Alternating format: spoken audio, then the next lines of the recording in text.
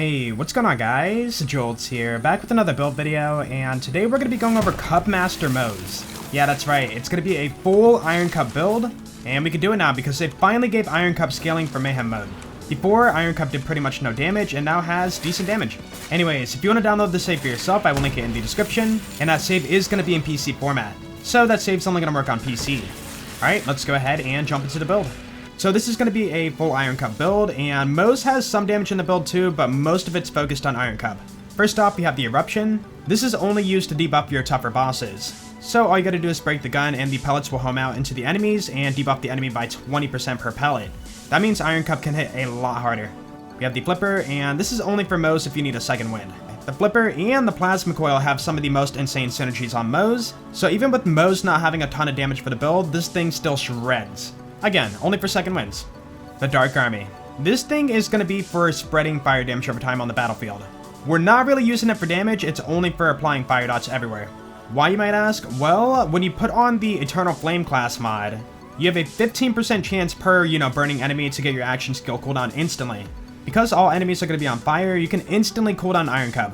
I do want to point out for the Anoint, you want to go for the Iron Bear active, you get the action skill damage by 100%. Now, there's only 4 we're going to use for the build because some of them are not that great on Iron Cup, and also Iron Cup is not very smart, so will down themselves with, Vanquisher Rocket Pod, Exploding Bullets, and so on and so forth. In other words, for Iron Cup, we're only going to be using Hell on Rails, Capacitive Armature, Corrosive Sabot Rounds, and Hammer Down Protocol. All the other action skill guns for Iron Cup are either really bad because 1, Iron Cup is not smart and will down itself with splash damage, or 2, they don't do enough damage, or 3, Iron Cup's AI is really bad with that weapon. For example, the Bear Fist augments.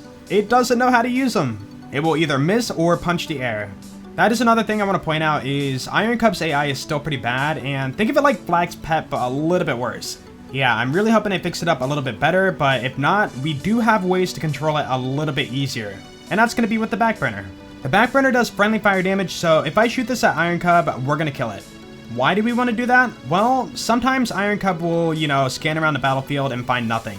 Even though the enemy's 15 feet in front of you, sometimes Iron Cup cannot track it. So what you can do is kill off Iron Cup, and then spawn a new one. Remember, we can instantly cooldown our action skill with the Eternal Flame class mod, so killing off Iron Cup and spawning a new one's not going to be an issue. For the shield, the Old God. We don't want to give Iron Cup a bunch of HP, so we want to make sure we can easily kill it off. The only shield that really helps for this kind of build is going to be the Old God. For the grenade, Cloning Maddening Tracker. Now, this grenade is going to be used for healing Moze using Vampire, and also for applying fire damage over time all over the battlefield. We're actually spec'd into Fire into Skagden, which means any splash damage we do, it will also do fire damage too. Now, the reason why we have it at a low level is so it doesn't down us. You can get one at a low level by joining a friend in co-op and then using loot instants. For the class mod, the Flare. Depending on how much fuel you have, you get 100% multiplicative damage to Iron Cup and Iron Bear. No other class mod in the game is going to beat this for raw damage for your Iron Cup. Ideally, try to get as many points into Stainless Steel Bear as you can. There's currently a bug with this class mod, and it can't roll +5 on Stainless Steel Bear, so the maximum you can get is +3. As for the passives, the only one that really matters is splash damage. Sadly right now, Iron Cup is still not getting action skill damage rolls on class mods. The damage just doesn't apply. Hopefully they fix that in the future. As for the artifact, you can use pretty much whatever you want, you only care about the passives. The only passives that affect Iron Cup are Elemental Damage Boost, or Area of Effect Damage. Now, if you're lucky, you can get a double roll on your elemental damage. Normally, for incendiary damage, we get 24% at max level, but if you happen to roll it twice, you get 48%. For the other stuff, we have the Execute for debuffing bosses too, some more Flippers, some more, Dark Armies, only for the Anoints. Now, the Boogeyman actually does spawn skulls if you hold it in your hands. So if your Iron Cup kills an enemy while you're holding the Boogeyman, you can spawn those humming skulls. The only issue is, the skulls have very slow pathfinding, and I find the Dark Army to be a little more effective. Not only will the Dark Army help us spread fire damage over the battlefield, but the bullets that they shoot out also activate Short Fuse. Yeah, so the drones are actually going to hit pretty hard too. Again, you can use the Boogeyman if you want to for the skulls, but most of the time the skulls will not find enemies in time, and it's kind of a waste. We also have the P-Nade if you want to debuff bosses, but you don't really need this. The Eternal Flame is the key to instantly cooldown your action skill. If you apply any fire damage over time to the enemy, you have a 15% chance to instantly cool it down. For the skill roll on it, the only thing that matters is really big guns, and even then it's a very small amount of 20%, so don't worry too much about getting a perfect one. Alright, that's it for all the gears, so let's go ahead and cover the skill tree. For the purple tree, all you need is Iron Cup and really big guns. Nothing else in this skill tree except for feature creep is going to give your Iron Cup more damage, so most of the purple tree for a pure Iron Cup build is pretty bad. As for the augments, these are all pretty bad too, and you don't want to grab this for this kind of build. Remember, we're going to kill off Iron Cup with the backburner when we need to, so we got to make sure Iron Cup does not heal at all. Now, you might be thinking, won't Iron Cup instantly die on the battlefield? No, not at all. Iron Cup has so much HP on Mayhem 10 that it's not going to die from enemies. So the only thing that can realistically kill it is your backburner and also barrels. Watch out for the barrels.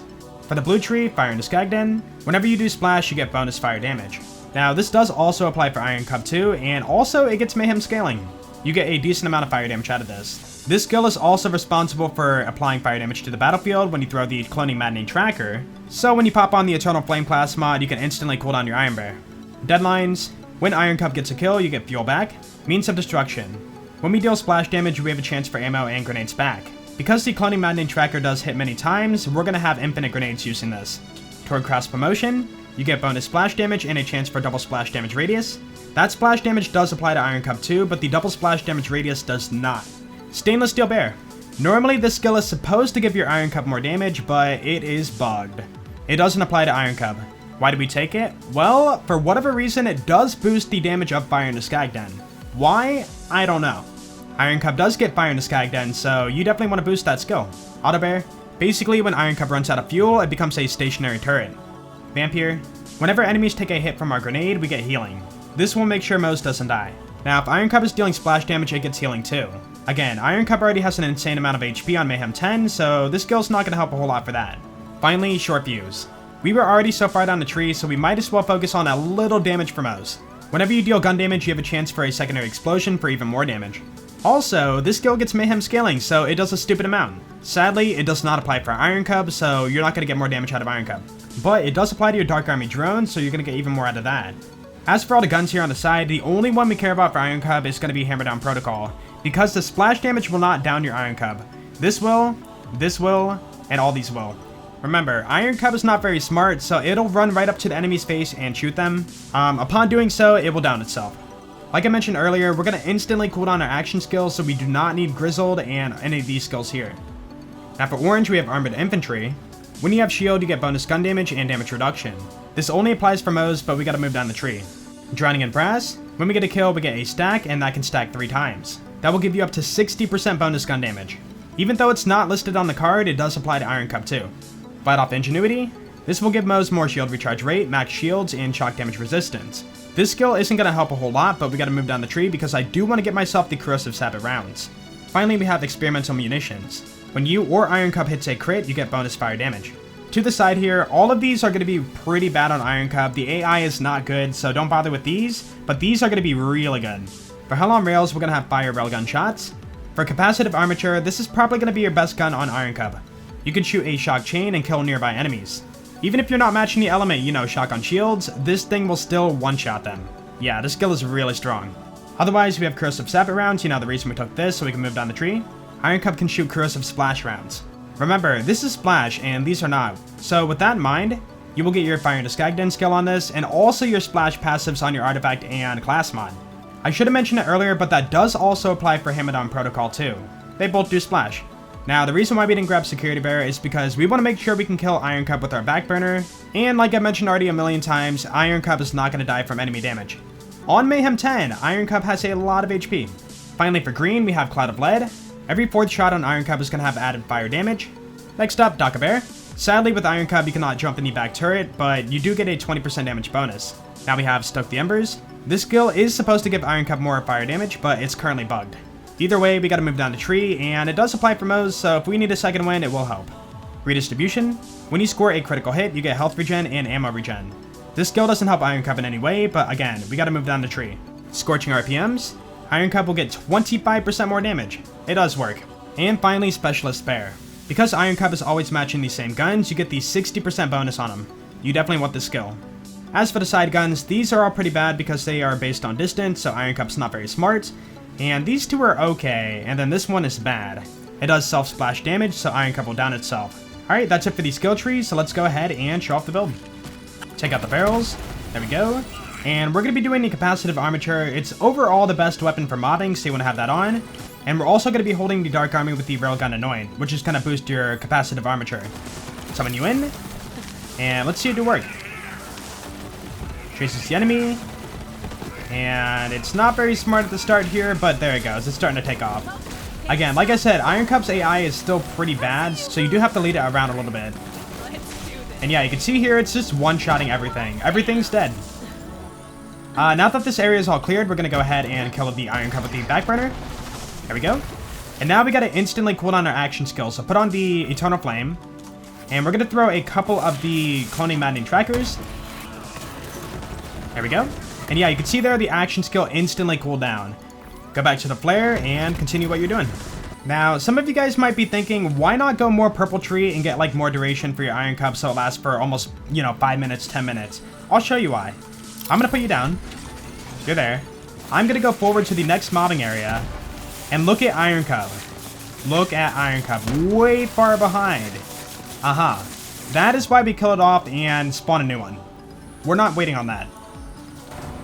Also, for the basic mobbing here, you don't super need the flare comm on. It is complete overkill, so you might as well keep on the Eternal Flame.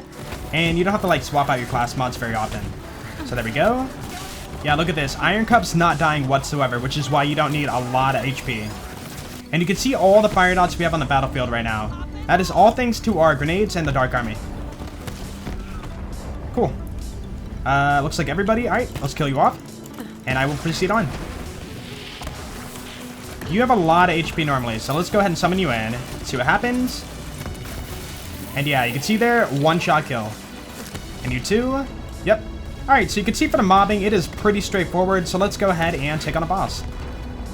Okay, now for Tron, I think we did the nukes in the intro. Let's go ahead and do the railguns for this.